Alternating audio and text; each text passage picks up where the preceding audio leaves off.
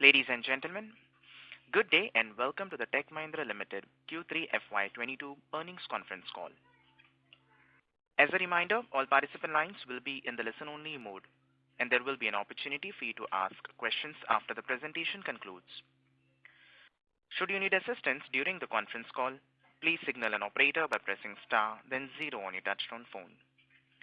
Please note that this conference is being recorded.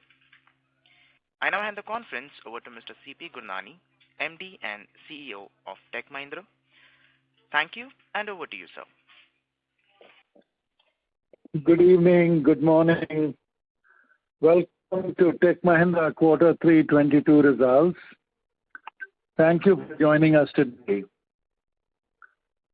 I know we all have successfully navigated or are in the process of navigating the third wave. I wish you all a very happy new year and good health in the year FY23 calendar year 2022. Your company has begun to accelerate its journey towards becoming more purpose-driven, people-centric, and performance-driven organization. We had, some of us had met in November. We spoke about your company focusing on value creation for the customers, for the associates, for the community, and for the shareholders. We remain committed. Even in this quarter, our results reflect our commitment to deliver sustainable, profitable growth. We remain committed to ESG. We remain committed in the same breath to the prudent capital allocation and creating, in general, a better company every day. We have taken a few bold bets here. One of the bold bets was BFSI being split into BFS and I.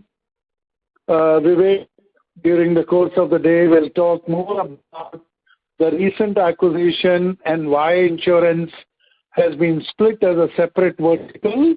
But if you recall, we had committed that while CME, which is our largest vertical, will continue to grow, but we are also committed to create billion-plus dollar verticals in BFSI, in manufacturing, in healthcare, and in high-tech. On the technology side, I think the way we are approaching this is as number one on the skill side. On the skill side, what we have done is we have expanded our footprint in a lot of new Indian cities, and we also expanded our supply base overseas, Romania, Costa Rica, Latvia, Belarus, and what we consider is that in today's environment, having a wider base. In India, we have invested in Indore, Nagpur, Vijayawada, and Bhubaneswar. All I'm trying to make a point here is that your company now has some of the most well spread out the base for supply. On the international side, we always had Mexico, but in the recent times, we have been able to see that the Mexico has grown almost to 2x. On the technology space, you would recall we had made a big announcement regarding our investment in blockchain. We even invested in a blockchain company in Europe. That bold bet is now becoming a much bigger reality as Web 3.0, NFT, and Metaverse become household names, because your company can now go back to its customers and clearly say, when you do run, change, grow, when they come up to the Web 3.0, your company is in a better situation, combined with our connectivity solutions around 5G and combined with some of the user applications, combined with human experience management. I think we are in a very, very strong position. On the sustainability side and the marketing side, we have partnered with Mahindra Racing to develop their next generation EV racing cars. We are also continuously partnering on sports tech, particularly by managing stadiums or managing fan experiences, particularly during COVID times. So I'm proud the way Tech Mahindra continues to evolve on engineering solutions, new technology, and continues to also look at green solutions. I think it's time to talk about our results. I know Milind will cover them in detail. Very, very happy that your company is now a 6 billion annual run rate company. We have shown a sequential growth in constant currency at 4.7%. Large deals, I had committed that it will be in the range of 700 million to a billion. And we are 104 million. Interrupt you, Mr. Gurnani. The audio is slightly breaking from your end, sir. Please check. Okay. Is this better? Sir, it's still breaking. I think, Rohit, you will have to take over because there's very little I can do to change my audio. CPU is okay now. We can hear you now. Go ahead. Okay. So we had promised a continued deal momentum and happy to report deal wins of 704 million this quarter. This is the fourth quarter of 700 million plus deal wins. Very, very proud that CME has grown 6.8% in constant currency. Enterprise has also done well at 3.2% in constant currency. Our EBIT, I indicated to you that average through the year would remain at about 15%. I think considering the growth, considering that we had to use a lot of subcons, the company has done well, and we have reported 14.9% EBIT. So overall, happy with the continued pace of our deal wins, continuing to build on our connectivity experiences, continuing bets on cloud and engineering.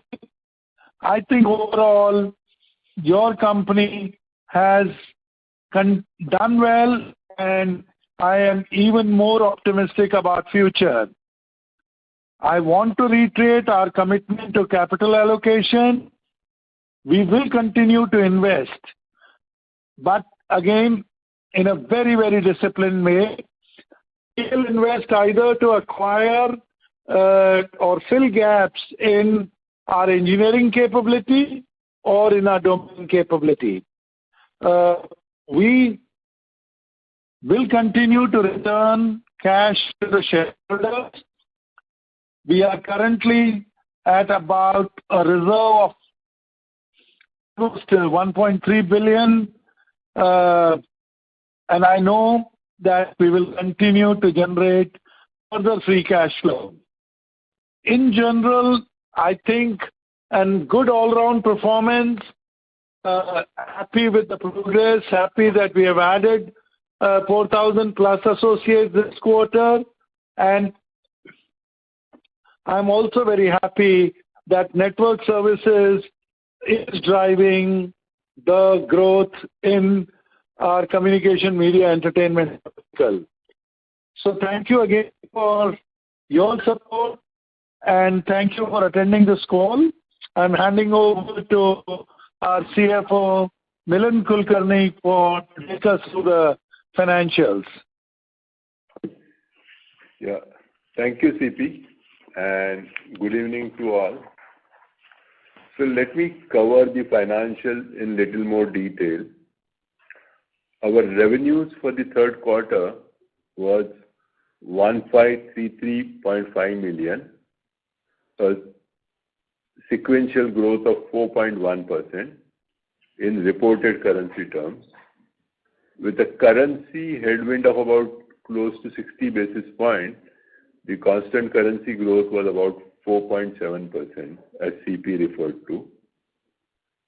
Growth was led by the CME vertical and was augmented by enterprise vertical. CME grew in reported currency at 6.2% sequentially, while enterprise growth was 2.7%. Within enterprise, the manufacturing, retail, and HLS showed a healthy growth. Okay. In terms of deal win, as CP referred to, we had another strong quarter of strong deal wins, and we reported a TCV of 704 million, which is broad-based both across CME and enterprise vertical. Okay. Coming to operational performance, our EBITDA for the quarter was about 276.5 million, a growth of 2.5% quarter on quarter. EBIT margin declined by about 40 basis points to 14.8.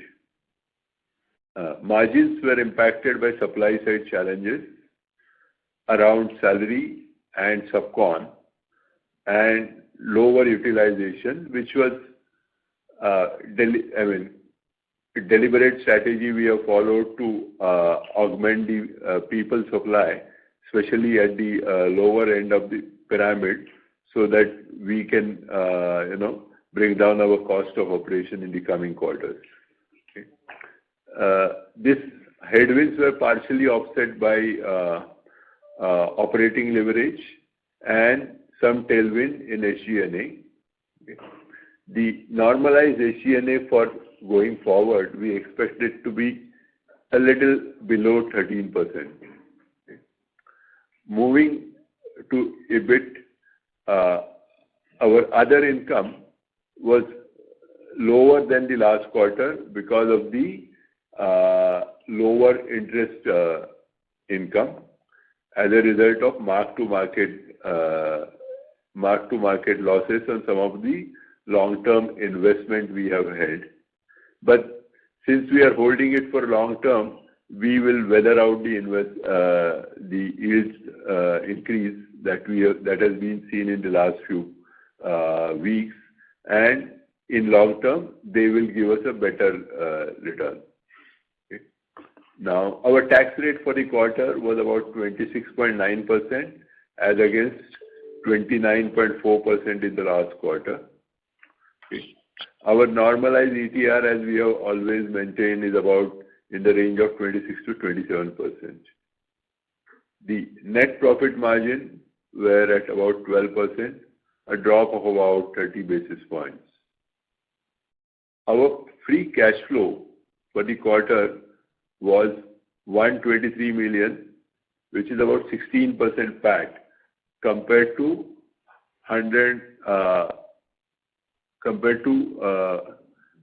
little lower than the last quarter. Okay. Our DSO have increased by about 9 days to 101, and the increase was mainly because some of our collection from a few large customers actually moved over to January due to Christmas vacation. Okay. We don't really see an issue there because these collections have come in, we've collected in the first week of January. So we expect DSO to come down to normal level in the coming quarter. Okay. We continue to follow the hedge-based, rule-based hedging policy. The hedge book at 31st December was about $2.2 billion versus $2.39 billion in Q2.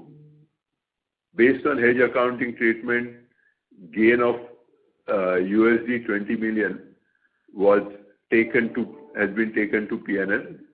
Last quarter figure was about 21.2, and gain of about 69 million is carried forward to balance sheet.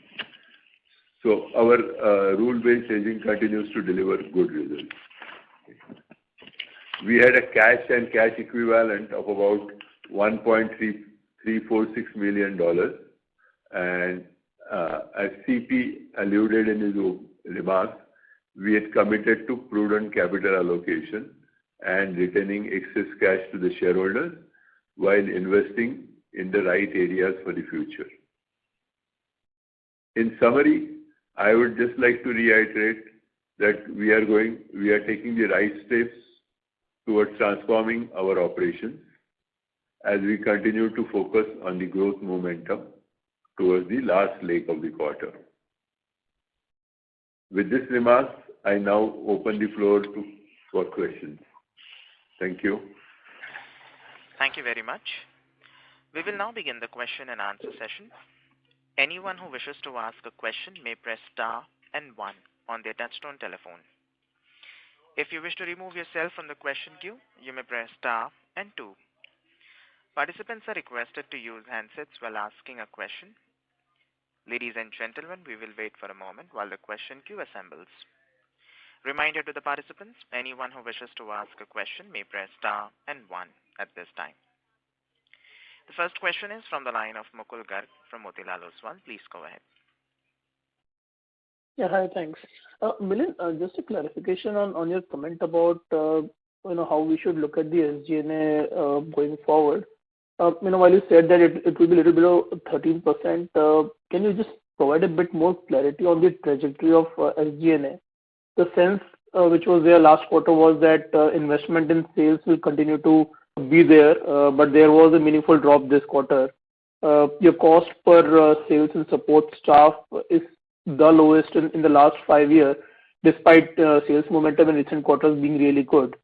So if you can just help us understand what was there a one-off this quarter and how we should look at it, and also if you can break out the advisory and legal cost impact on SG&A, given that you have done a number of acquisitions in recent past, and in last 2 quarters there would have been impact from that as well. So you are right. I mean, there were some one-off that we have had in this quarter as compared to earlier quarters.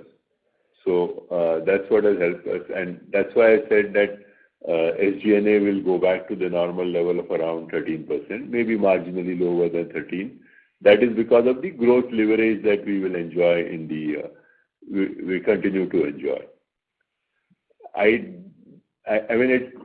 don't think we have really reduced any investment in terms of our sales and marketing, and that's reflected in our healthy growth as well. Right, and is it possible to provide some clarity on the legal cost? Is it materially different in last 2 quarters? You have done about 2 to 3 acquisitions both in Q2 as well as in Q3. Not really. There's not significant difference in the cost there. Right. Don't have the exact numbers with me right now. Sure. The other question was, just on the impact which was there in the BFSI and technology verticals. I know the base was already steep there, but was that more of a 1 quarter decline this in Q3, or is there something different with other verticals like retail which did quite well? I think it was more of a full furlough impact, so we should see a good rebound in the coming quarter. Great. Thanks for taking my question. I'll get back into the queue. Thank you. Thank you. The next question is from the line of Gaurav Rateria from Morgan Stanley. Please go ahead. Hi, thank you for taking my question. So 2 questions. Firstly, could you elaborate a little bit more on the nature of deals coming in 5G? Are they more short cycle in nature and linked to the rollouts? and how long this is likely to continue once the rollouts are largely behind? What will be the key driver on growth on the 5G related stuff? Sure. Gaurav, can I request Manish to come in and talk a little bit about 5G momentum and answer your question? Manish? Sure. Yeah, thank you. Thank you, Gaurav, for the question. As we have been saying, Gaurav, over the last several quarters, maybe few years now, that our 5G positioning is not directed only towards network deployment. As a matter of fact, in November, we said very clearly that we will not be doing too much of the network construction and deployment activity. We will focus more on system integration, more on realization of the network from certification standpoint, more of design, and most importantly, we will focus more on the digital cloud aspect of 5G. Two reasons. One is to keep a strong eye on the commoditization that happens on the deployment side and hence the impact on margins. B, so obviously we will, we are taking a call to not go for volume, but go for quality. At the same time, this helps us keep our focus on innovating on the core platform side, which is to drive more automation on how the networks will be integrated with cloud and with the varying different parts of the software architecture. Number two, we will focus on driving management of the networks. One of the deals that we signed in Q3, for example, it's a mid-sized deal. It is about building predictive analytics for a 5G network for their deployment work, for the deployment and maintenance workforce. So in a nutshell, I think our 5G focus both on the network as well as on the underlying platform strategy continues to remain very focused on digitizing and more software and services driven. And hence, this will continue for a while because we still have a long way to go for the service providers to completely modernize their 5G network, and that work, by the way, will continue even beyond the RAN network is deployed, over the next 2 years. Hence, the way we like to position it is that whether it is 5G or hence 4G or otherwise, this is all always going to be about a journey around modernizing the network and the underlying platforms. That's been our strategy, and I think we are going to remain very focused on that. I hope that helps. Thank you, Manish, for the elaborate answer. The second question is more for Rohit. Given the normalization of SG&A that will act as a headwind to the margins in the coming quarter, what would be the offsetting factors? And are we kind of in line with our strategy of continuing to see margin improvement, at least from a 12 to 18-month point of view? Thank you. Yeah, sure, Gaurav.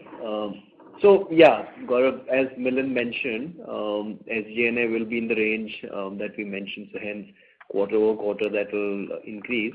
But if you look at from a gross margin perspective, as Milind mentioned, that we've invested, from a longer term basis on pyramid improvement. And I'll ask once I discuss this point, I'll ask Harsh to also come in because that's been a strategy that he also shared in his investor communication that we didn't remember, that we continue to add more freshers to the organization to change the pyramid, bring overall average cost down as we move forward. It's a long-term strategy which we need to continue to invest.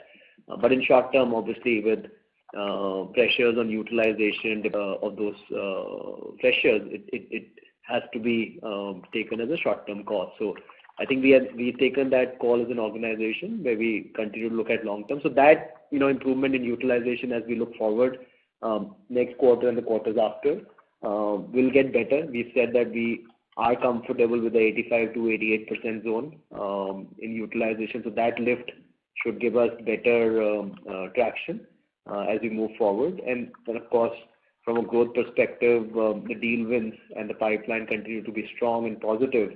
So that leverage will continue as we move forward. So hence, the levers that we'd articulated continue going forward into the next few quarters as well, Gaurav. Thank you, Rohit. Yeah, just to add to what you said, Rohit, and you absolutely articulated it well. So it is the fact that we as a stated strategy, invested in juniorization and training internal talent.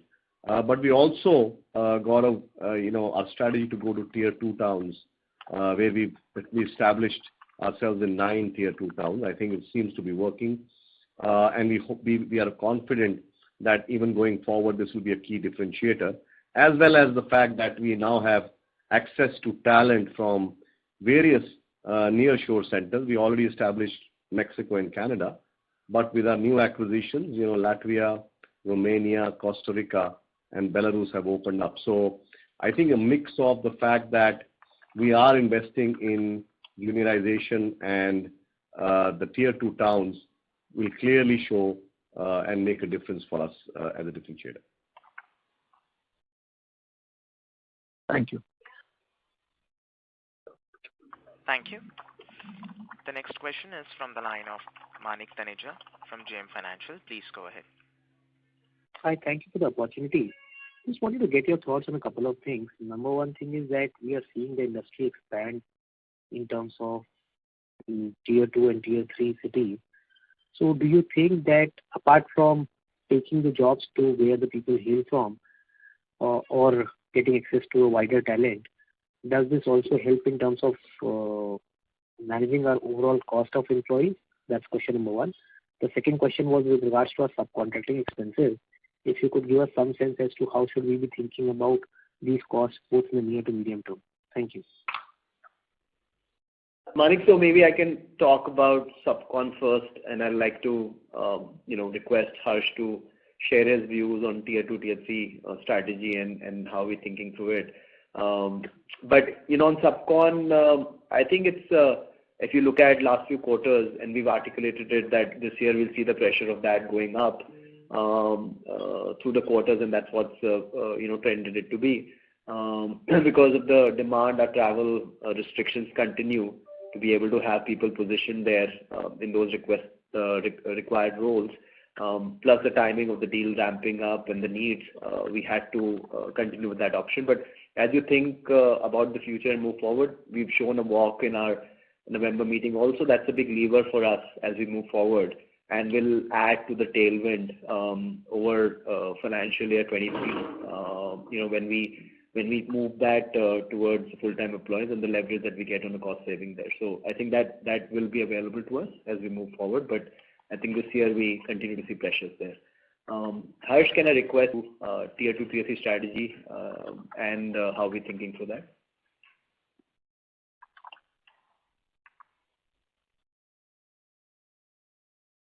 Harsh, are you there? Can't hear you. Maybe you're talking on mute. Yeah. Sorry, can you hear me now? I'm sorry, I was speaking on mute. So Manik, thank you for asking that question, and you're bang on that as part of our stated strategy a few quarters ago, we said that we will do a few things which I think will be a clear differentiator. Of course, Rohit talked about the fact that we went into juniorization in a big way. In fact, we increased our numbers multifold there. But also the fact that we actually decided to go into these tier 2 towns, and Manik, there are 9 of them, ranging from Trivandrum, Vizag, Nagpur to Bhubaneswar, Chandigarh, Calcutta, Indore, Vijayawada, and Coimbatore.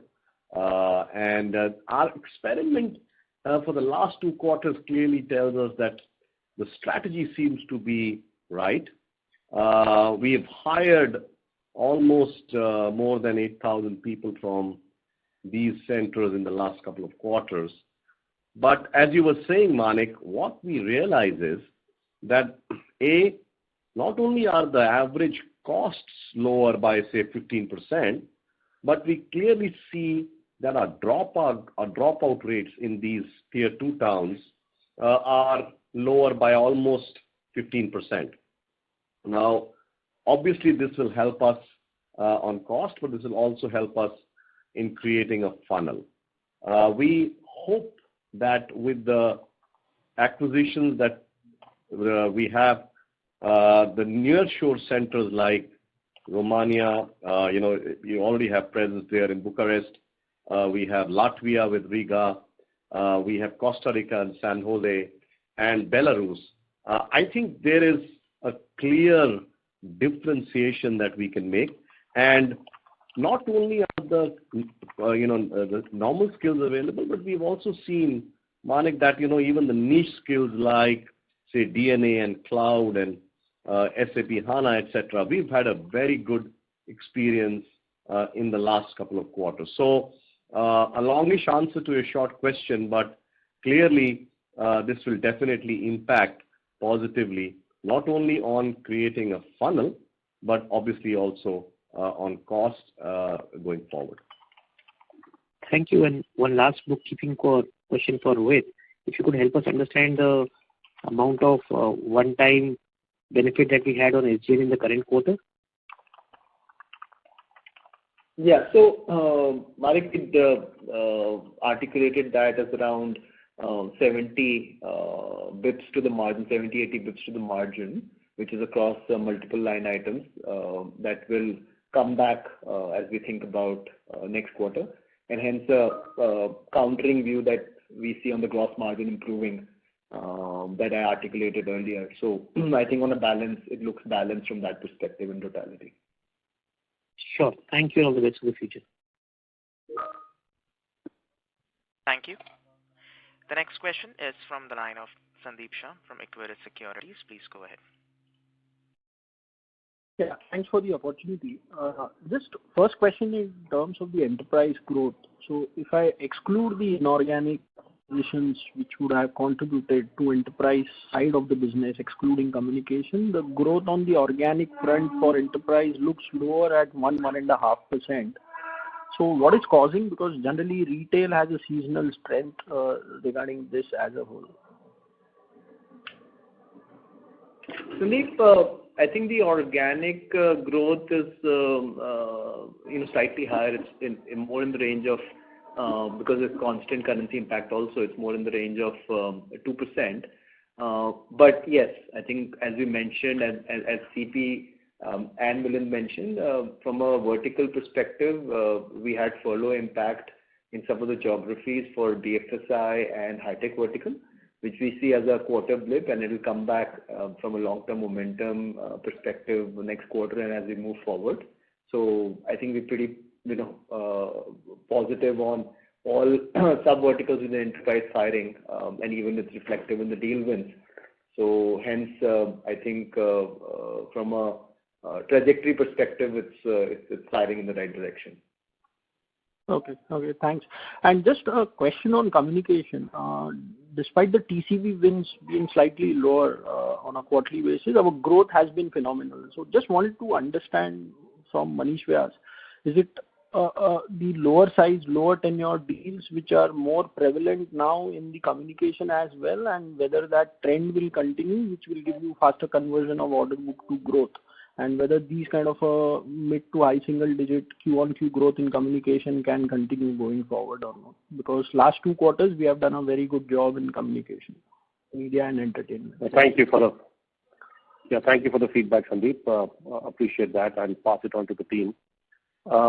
I think we discussed this, if you and some of you recall, a few quarters ago and even in November, that the agile way of contracting, of picking up a large program, let's say modernizing a certain platform, but then creating the smaller milestones, I think is something which is picking up a lot inside the telcos in the last few years, I would say.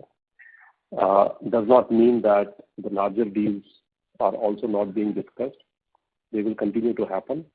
But the momentum that you are seeing is based on the ramp-ups that we do on these larger engagement, but they are not announced as large deals. They are always, I like to call them as agile FOWs. though they are very strategic and they are probably sum total over a period of time are even bigger than some of the larger deals. So your reading is correct. And to your second point, yes, we believe that we have a pretty good foundation now. The last 3-4 years of efforts have really yielded pretty good results in terms of staying focused on the digital platforms, on driving customer experience journeys, on driving investments in cloud and networks, while we continue to scale our BPS business and platform business. So I think a diversified portfolio that we have always been known for, I think will continue to hold us in good stead as we go forward. Okay, thanks. This is helpful. Just last question, Rohit, on margins. Last 2 years we have done better on YOY basis, and we also are aspiring to do better in terms of a YOY journey in margins at EBIT level for FY23 as a whole. So is it right way to consider that even FY23 with organic and inorganic growth momentum being better, even likely to be better in FY23, the upward bias on margin movement may even continue in FY23? Yeah, Sandeep. So, it's similar what we spoke a couple of months back. I think when you think about our journey, we said that we feel we have headroom on expanding margins. And when you look at the levers, for us specifically, you can really look at short-term subcon cost for next year, which is a easy, visible headroom that we have as we move into the next year. When we think about it, the offshoring, improvement that we articulated, some of it is structural versus peers. Some we feel we have a gap that we will cover. Is another headroom for us to improve. So that continues. When we think about, the cost pressures, another big thing that, we'd articulated was price increases. And that's something that, we're trying to, have a great momentum going across the business units because that's the inflationary environment, right? And hence, from a price perspective, that's an important lever that we'll have to drive. So that's, something that value gap from a difference between price and cost inflation is something that the team is working on, and we feel confident on how we operationalizing that over the next few months. So those levers continue for us, and obviously the growth momentum, when you look at what we've delivered quarter-over-quarter, the pipeline, the deal wins, all that multi-year phenomena that we've been talking about still holds true. So that itself will give us the leverage as we move forward. So yes, from a path perspective, those continue. The headwinds for us are on the continued attrition, where talent, is tough, from a supply side perspective, the cost going up, where we explained our long-term strategy of pyramid improvement, and we are investing in that, because of which you see gross margins impact and utilization impact. But that's the right thing to do long term. So we focused on that. And obviously we spoke about offset on price to correct that. Another area that we'll continue to see some pressure next year with COVID normalizing is on travel cost, right? So that headwind will have to be mitigated with all the tailwinds that I spoke to you. And then we continue to balance the mix of the portfolio between assets that are giving us low return. We will right size those. We will work around certain areas which don't give us the return to pull out of those operations to make sure that we drive the right mix.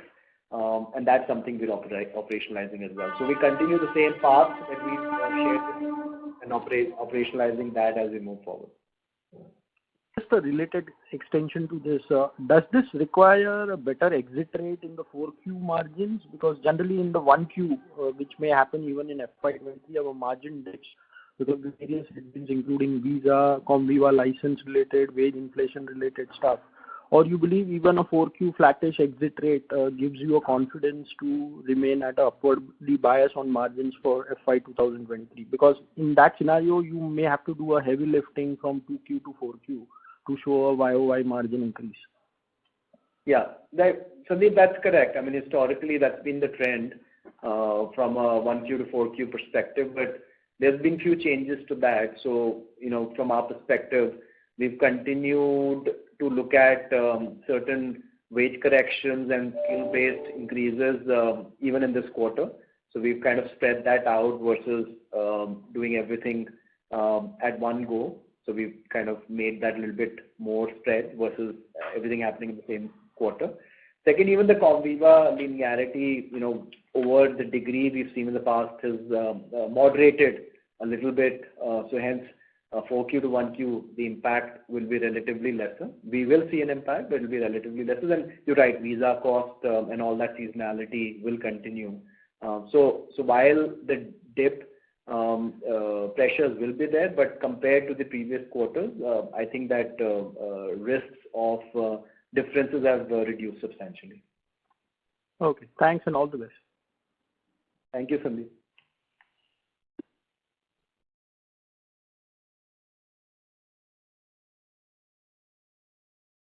Thank you. The next question is from the line of Dipesh Mehta from Emkay Global. Please go ahead. Thanks for the opportunity. Couple of questions. First about, can you share the organic revenue growth this quarter? Second question is about the supply side management. Can you share some number? Let's say in 9 months we added around 24,000 headcount. So can you help us understand how much fresher will be part of it and how we look fresher recruitment over medium term, maybe FY23 or some number if you can provide, and how the pyramid is getting corrected. If you can provide some broader sense, it would be helpful. Thanks. Yeah. So I think on an organic growth perspective, our growth for the quarter is 4%. The reported number is 4.1. Then there's a currency headwind that we explained of around 60 basis points that gets us to the 4.7 on a constant currency, and then the acquisition impacts is 60 to 70 bits that gets you to the organic of 4%, right? So that's kind of the growth rate that we're seeing sequentially quarter over quarter on an organic basis. Now to your question, sorry, can you repeat your next question? The supply side, 9 months we added around 24,000. If you can help us understand how much were freshers during 9 months and how much were from maybe acquisition related also addition. And going forward, how one should look fresher versus lateral addition for us? Yeah, so absolutely. I think Harsh, can I request you to share the fresher addition in the pyramid that we've been working on? Harsh can add more flavor to it. Yes, certainly. Certainly. Thanks, Rohit, and happy to answer that question. So in this year we'd probably add about 10,000 at the bottom of the pyramid. That's freshers, and the idea is to really increase it substantially as we go forward in the next year. Now you asked a question on what is our supply chain preparedness. Let me tell you that we have now got a robust engine which does both hire from the market but also looks at internal fulfillment in a big way, because that's a focus area. And if you look at the additions, you would see that we have a supply chain engine that can add up to about 10 to 12,000 a month. And we are hoping that this engine will ramp up even further. So we have adequate bandwidth.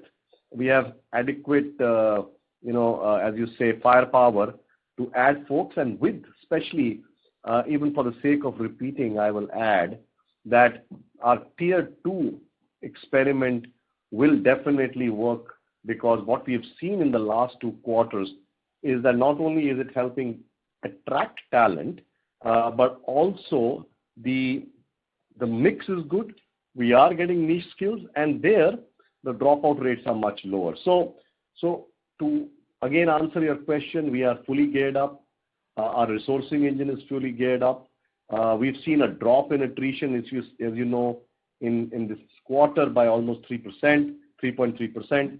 We see our juniorization strategy well in action. We will add about 10,000, as I said, this year, and substantially more next year. So overall, I think we feel very confident on addressing the supply side challenges going forward.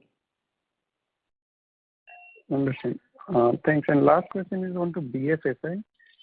If I look BFSI, even furloughs, if one exclude 9 months performance, BFSI is relatively slow growth vertical for us. Can you provide some sense? Obviously, we did one acquisition to strengthen our overall capability. But if you can consider with acquisition, how you expect BFSI growth trajectory for us? Thanks. Yeah, sure. I think basically, Vivek is in the call. Maybe you can talk about building on our discussion in the investor call and how we're thinking through BFSI segment. Yeah, thanks, Rohit. Yeah, I'm here. So I think just from a directional perspective, if you look at what we discussed at the analyst meet, that is BFSI is one of those verticals which we've said we will focus on for high growth. This quarter, obviously, there's a degree of seasonality, some programs coming to an end and a timing issue. But from a demand perspective, it remains strong. We do see growth momentum across various subsectors. With the acquisition, and CP alluded to in his opening statement, we are creating increased focus on the insurance business. Over the last couple of years, we've now built a referenceable base of clients in insurance. We did a large deal a couple of years ago, which is fully ramped up. And with the acquisition of CTC, we're bringing in a renewed focus for growth globally. And what CP was alluding to is more internal organization of management time and bandwidth of creating a dedicated subvertical to drive higher growth. Thank you. Thank you. The next question is from the line of Urmil Shah from Haitong Securities. Please go ahead. Yeah, hi. Thanks for the opportunity. Just a follow-up on PFS as well as the tech vertical. So was the softness in line with what we had expected at the start of the quarter, or there was one of slowness and ramp up of new deals as well? So, Urmil, this is Rohit, and I'll ask Vivek and Ritesh are also in the call to chime in. But this is a part of typical trend we see in this time of the year, so it was expected. There are certain deals that we are working on these segments that we are seeing closures soon in terms of growth momentum to continue, we've seen in the past. So as I mentioned earlier, I would take that as a quarter blip, and over time, as Vivek mentioned, the long-term story and the growth momentum in these two segments will continue for us to be very strong. Vivek, you want to add something? Yeah. So, Rohit, just to the specific question, so some of the furlough softness obviously was expected. We all know a lot of institutions in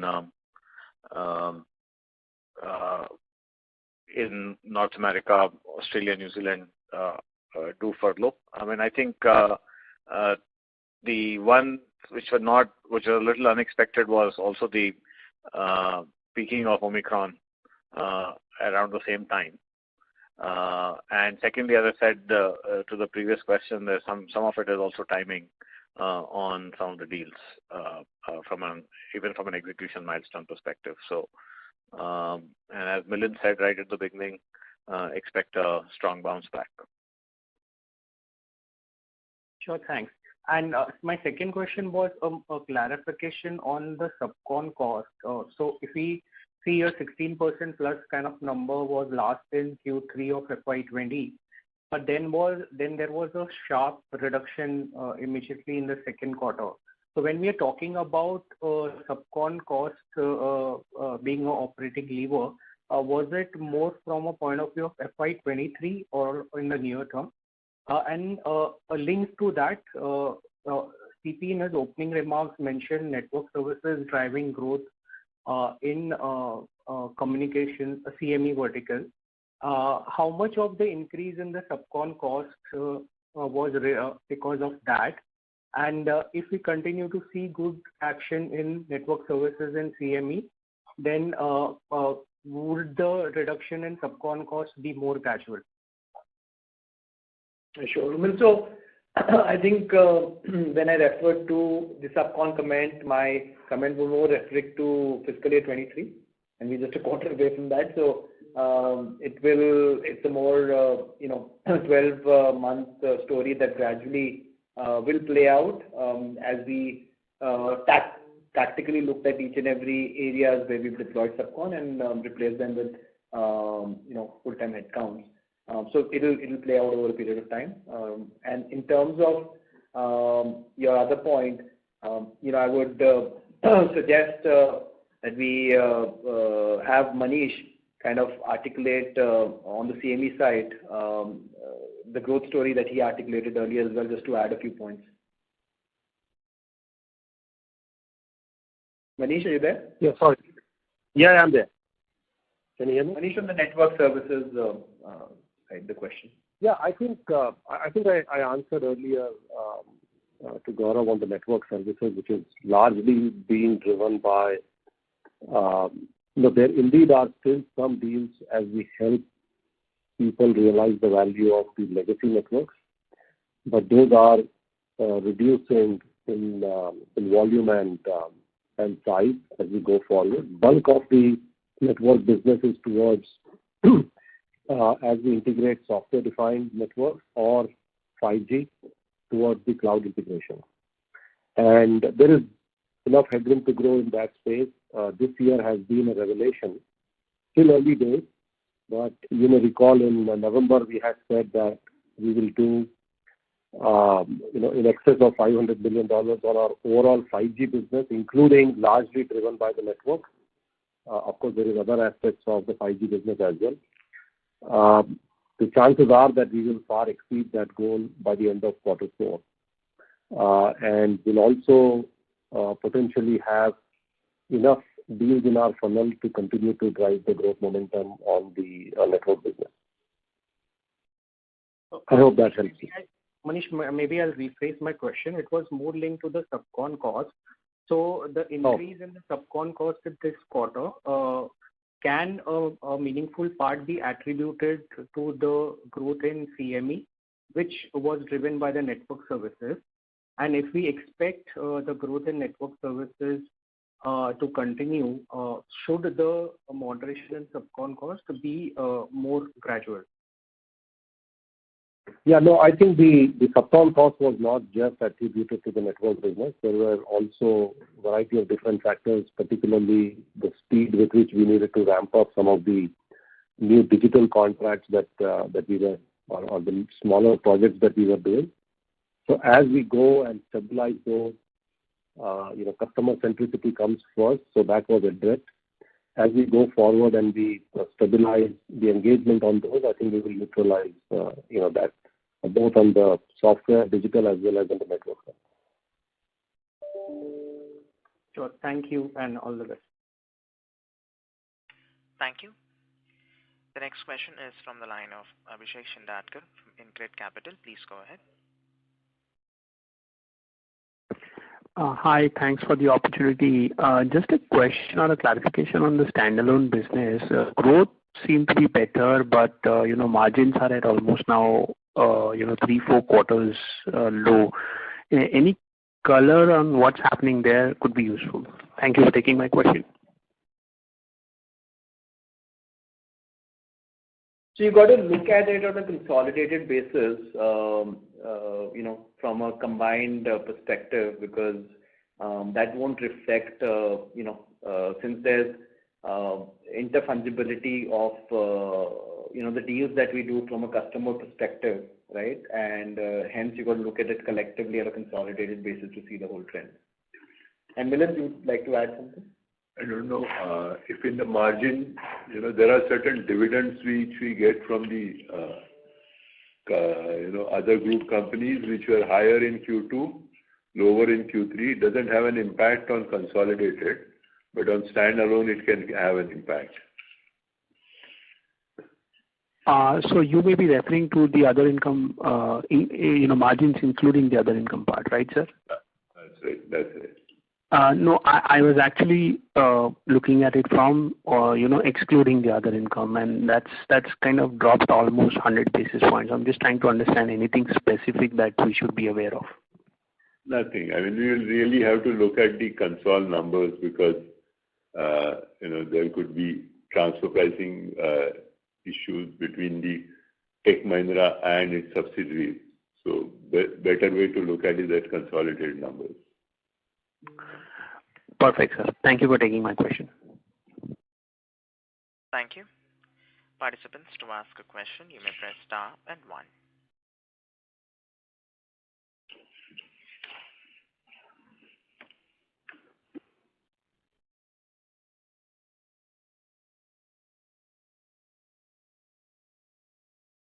Reminder to the participants, anyone who wishes to ask a question may press star and 1. As there are no further questions, I would now like to hand the conference over to Mr. Rohit Anand for closing comments. Thanks. So thanks everybody for joining us. As CP mentioned earlier, we're hoping and praying that everybody will come through this wave of COVID and be safe around it. And from our perspective, just to recap, the growth sequentially quarter over quarter continues, with CME leading the pack. We're seeing, what we said earlier in the November investor and analyst meet. We are on that journey and path of continued sustainable growth, and we will continue to drive long-term objectives of the company as we move forward. So again, thanks for joining and participating in the call. Thank you. Thank you, everybody. Thank you. Thank you. Ladies and gentlemen, on behalf of Tech Mahindra Limited, that concludes this conference call. Thank you for joining us, and you may now disconnect your lines. Thank you. Bye. Thank you.